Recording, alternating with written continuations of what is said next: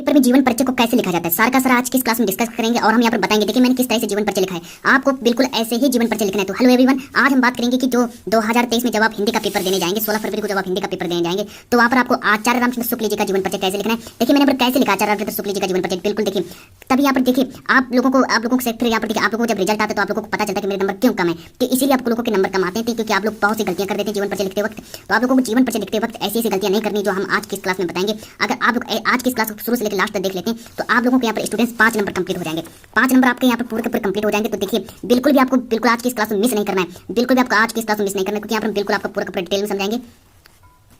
तो hello everyone, आप सबका फिर से एक नए वीडियो पर स्वागत है। और यहाँ पर हम लेकर आए हैं एक इम्पोर्टेंट जीवन परिचय के बारे में बात करेंगे और आपको बताएंगे कि जो 2023 में जो जीवन परिचय है, जीवन परिचय को किस तरह से लिखना है। ठीक है, अगर आप लोग मान लीजिए पेपर देने गए और वहाँ पर आप लोगों ने जीवन परिचय को लिख दिया, ठीक है, लेकिन किस तरह से लिखा है, ठीक है, उसका भी एक नियम होता है कि जीवन परिचय को पेपर में किस तरह से लिखें। और पेपर में लिखते टाइम जीवन परिचय को किन किन पेनों का यूज करना है, किन किन कहाँ किस प्रकार का डैश का प्रयोग करना है। देखिए मैंने यहाँ पर किस तरह से, देखिए मैंने यहाँ पर डैश का लगाया और जितनी भी अक्षर है मैंने उनको ब्लैक पेन से लिखा है। ठीक है, ब्लैक पेन से देखिए मैंने इनको लिखा है, तो आप लोगों को भी ऐसा ही करना है। अब देखिए मेरी ये गारंटी है कि आपके पेपर में जो ये आचार्य रामचंद्र शुक्ल जी का जो जीवन परिचय है ना, ये स्टूडेंट्स आपके पेपर में जरूर पूछा जाएगा। तो आप लोगों को इसे कवर कर लेना है, याद कर लेना है। और मैं आज किस क्लास में आपको बताएंगे कि जो जीवन परिचय है वो 2023 में, कहने का मतलब 16 फरवरी को आपका हिंदी का पेपर है, तो 16 फरवरी को आपको हिंदी जो आचार्य रामचंद्र शुक्ल जी का जो जीवन परिचय वो कैसे लिखना है। अब ये जो जीवन परिचय ये पेपर में 5 नंबर का पूछ लिया जाता है। ठीक है, तो आज की इस क्लास में हम आपके यहाँ पर 5 नंबर आपके कंप्लीट कराएंगे कि जो किस तरह से जीवन परिचय पूछ लिए जाते हैं। अब देखिए यहाँ पर सबसे पहले बात करेंगे कि जो आचार्य रामचंद्र शुक्ल, अब यहाँ पर कई बच्चे क्या करते हैं कि यहाँ पर आचार्य रामचंद्र शुक्ल जी को नीले पेन से लिख देते हैं, ब्लू पेन से लिख देते हैं, लेकिन आपको यहाँ पर देखिए ब्लू पेन का यूज नहीं करना है। ठीक है, देखिए ये जो हेडिंगें जो होती हैं इनको हमेशा ब्लैक पेन से ही लिखा जाता है। ठीक है, तो आप लोग क्या करें, इनको ब्लैक पेन से लिख दें। फिर यहाँ पर देखिए जो आपका सन दिया है, सन के जो आचार्य रामचंद्र शुक्ल जी का जो जन्म कब हुआ था, तो आचार्य रामचंद्र शुक्ल जी का जो जन्म हुआ था वो 1884 में हुआ था। इस तरह से अगर आप लिख देते हैं, अगर आप लोग इस तरह से लिखते हैं, देखिए जिस तरह से मैंने लिखा है, जिस तरह से मैंने लिखा है, अगर आप लोग ऐसे लिखते हैं ना, तो ये मान लीजिए स्टूडेंट्स आपको जो एग्जामिनर है वो कॉपी चेक करते समय आपको पूरे के पूरे नंबर देगा। ठीक है, तो एक भी मिस प्रिंट नहीं करना आपको। देखिए यहाँ पर पूरी की पूरी क्लास को देखना, कहीं पर भी मिस मत करना। ठीक है, क्योंकि ये क्लास आप लोगों के लिए वेरी वेरी इंपॉर्टेंट है और बहुत ही मेहनत से ये वीडियो बनाई गई है। अब देखिए यहाँ पर बात करते हैं कि देखिए सबसे पहले बात करें कि जो आचार्य रामचंद्र शुक्ल जी का जो जन्म हुआ है, अब आचार्य रामचंद्र शुक्ल जी का जन्म कब हुआ था और कहाँ हुआ था। ठीक है, तो आचार्य रामचंद्र शुक्ल जी का जो जन्म हुआ था वो सन 1884 में हुआ था।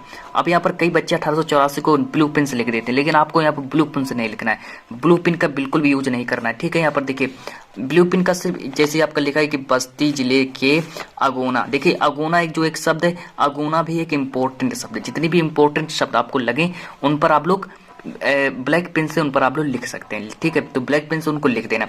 अगोना नामक ग्राम के एक परिवार में हुआ था, तभी आपको स्टूडेंट्स पूरे के पूरे नंबर मिलेंगे। ठीक है, तो यहाँ पर हम आपको बताएंगे कि जिस तरीके से आप लोग यहाँ पर देखिए, अब देखिए यहाँ पर इनके पिता का नाम क्या था, आचार्य रामचंद्र शुक्ल जी के पिता का नाम क्या था, तो आचार्य रामचंद्र शुक्ल जी के पिता का नाम था चंद्रबली शुक्ल। तो ये भी देखिए एक इम्पोर्टेंट है। ठीक है, जो इनके पिता का नाम क्या था, तो इनके पिता का नाम था चंद्रबली शुक्ल। ये भी आप लोगों को याद करके जाना है और ये आप लोगों को जरूर याद करके जाना। और जो ये चंद्रबली शुक्ल जो थे, जो उनके पिताजी जो थे, आचार्य रामचंद्र शुक्ल जी को जो पिताजी थे, ये क्या करते थे, तो ये कि जो मिर्जापुर था, ठीक है, तो मिर्जापुर में ये क्या थे, तो मिर्जापुर में ये कानून गो थे। तो इस तरह से आप लोगों को कवर कर लेना, याद कर लेना है। ठीक है, अब देखिए आप और आगे बात कर लेते हैं। अब इनकी माता जी क्या करती थी, देखिए अब देखिए इनकी जो माता जी जो थी, इनकी माता अत्यंत विदुषी थी। अब देखिए विदुषी मतलब विद्वान थी, इनकी जो माता जी थी वो अत्यंत विदुषी मतलब विद्वान और धार्मिक थी। तो आचार्य रामचंद्र शुक्ल जी को जो माता जी जो थी वो अत्यंत विदुषी थी। अब यहाँ पर देखिए बात करते हैं, अब आचार्य रामचंद्र शुक्ल जी के कुछ हम यहाँ पर शिक्षा के बारे में बात करते हैं कि यहाँ पर इन्होंने अपनी जो शिक्षा है, शिक्षा कहाँ से प्राप्त की और इन्होंने हाई स्कूल की परीक्षा और जो इंटर की जो परीक्षा है वो कहाँ कहाँ से उत्तीर्ण की, तो ये भी आप लोगों को लिखना है। ठीक है, अब देखिए यहाँ पर अब मेन चीज आपको यहाँ पर समझा दे रहे हैं। मैंने देखिए इनका अब देखिए प्रयोग ज्यादा किया। ठीक है, तो आप लोगों को इनका भी प्रयोग करना है। ठीक है, इसीलिए हम आपसे कह रहे हैं कि वीडियो को पूरा का पूरा देखिए, कहीं पर भी एक भी पॉइंट अगर आपने मिस कर दिया तो मान लीजिए स्टूडेंट्स, आपको एग्जामिनर जहां आपको मान लीजिए 5 नंबर मिल रहे हैं तो वो आपको फिर 3 ही नंबर देगा। ठीक है, 3 ही नंबर देगा, इतना समझ लीजिए। तो इसलिए मेरा ये कहना है कि वीडियो को पूरा का पूरा देखें। ठीक है, कहाँ पर आपको कौन सी गलती नहीं करनी है, बिल्कुल आपको वैसा ही बताएंगे। देखिए, अब आपको बताएंगे कि आपको कौन कौन सी गलतियां नहीं करनी। अब यहाँ पर देखिए, जो इनकी प्रारंभिक शिक्षा है, जो आचार्य रामचंद्र शुक्ल जी की जो प्रारंभिक शिक्षा है, अब इनकी हम प्रारंभिक शिक्षा के बारे में बात करते हैं कि आचार्य रामचंद्र शुक्ल जी की जो प्रारंभिक शिक्षा दीक्षा है, ये अपने पिता के पास जिले की राठ तहसील में हुई। अभी देखिए, इनके जो पिताजी जो थे वो राठ तहसील में कार्य करते थे। ठीक है, तो वहीं पर ही इन्होंने अपनी शिक्षा प्राप्त की। एक जो अपने पिता के पास जिले की राठ तहसील, एक जिला है जहाँ पर उन्होंने, वहाँ पर एक राठ तहसील पड़ता है, तो वहीं पर एक राठ तहसील है, उसका नाम ही है राठ तहसील। तो वहीं पर ही आचार्य रामचंद्र शुक्ल जी ने अपनी शिक्षा प्राप्त की थी, अपने पिता के पास उन्होंने शिक्षा प्राप्त की। हालांकि अगर हम बात करें तो इनके जो गणित जो सब्जेक्ट था वो काफी कमजोर था। जो आचार्य रामचंद्र शुक्ल जी का जो गणित जो था वो काफी कमजोर था और इसीलिए ये आगे नहीं पढ़ सके, क्योंकि इनका जो गणित लेवल जो था, ठीक है, गणित में कमजोर होने के कारण ये आगे नहीं पढ़ सके। इसलिए हम आपसे कह रहे हैं पूरा का पूरा वीडियो देखिए। फिर यहाँ पर देखिए डैश आ गया। ठीक है, तो हर जगह पर आपको डैश का प्रयोग करना है, तभी एग्जामिनर सबसे पहले वो उसकी जो नजर है वो बिल्कुल आपका जो ब्लू पेन है, देखिए ये लिखा है, ये देखिए कौन सा लिखा है, ये देखिए ब्लैक पेन से लिखा है, तो सबसे पहले जो उसकी नजर है वो सबसे पहले ब्लैक पेन पर ही जाएगी। तो आप लोगों को इस तरह से सारे के सारे मिस्टेकों को दूर करना है। ठीक है, एक भी गलती नहीं करना आपको यहाँ पर। अब हम बात करते हैं आगे कि गणित में कमजोर होने के कारण ये आगे नहीं पढ़ सके।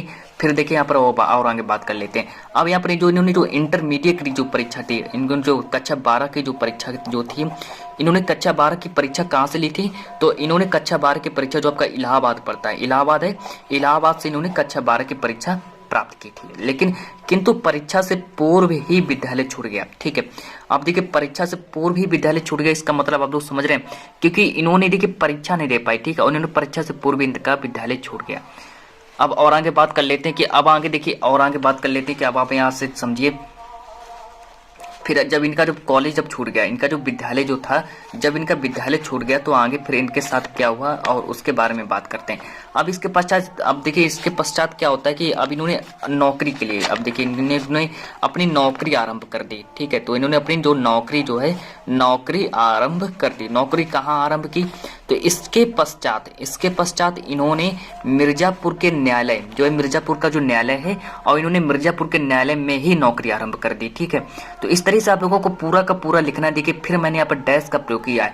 डैश का प्रयोग जितना करेंगे, जितना आप लोगों को बिल्कुल अच्छे तरीके से लिखना है। देखिए मैंने किस तरह से लिखा है। ठीक है, बहुत ही अच्छी तरीके से मैंने यहाँ पर लिखा है, आप लोग इसे नोट भी कर सकते हैं। ठीक है, जल्दी से नोट कर लीजिएगा। अब यहाँ पर आगे बात कर लेते हैं कि जो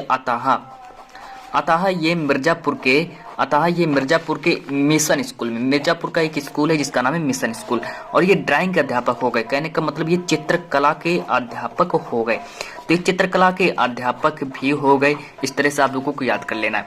अब देखिए अतः ये मिर्जापुर के मिशन स्कूल में किसके अध्यापक हो गए, तो जो रामचंद्र शुक्ल जी जो थे, ये मिर्जापुर का जो मिशन स्कूल जो था उसमें ये चित्रकला के अध्यापक हो गए।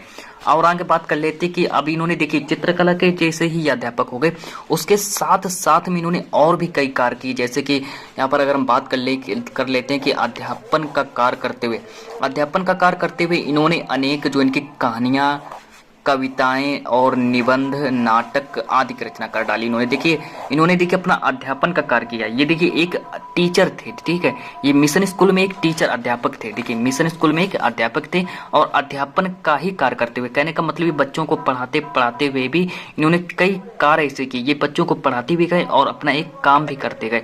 तो वो ऐसा उनका कौन सा काम था जो ये अपना काम करते गए, तो उसके बारे में बात कर लेते हैं। देखिए यहाँ पर सबसे पहला देखिए इन्होंने क्या किया, इन्होंने अनेक कहानी, कविता और निबंध, नाटक आदि की इन्होंने रचना कर डाली।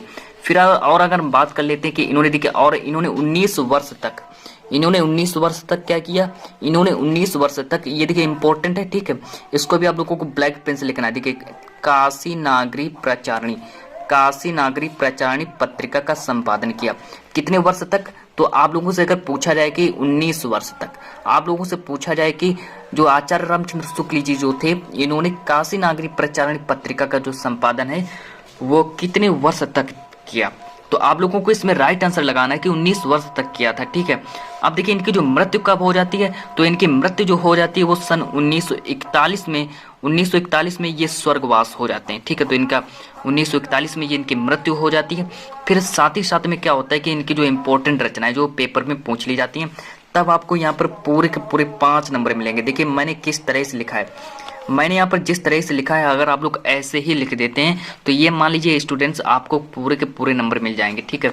जहाँ आपको मान लीजिए 5 में से आपको पूरे के पूरे 5 में से 5 ही नंबर मिल जाएंगे, जिस तरह से मैंने यहाँ पर लिखा है।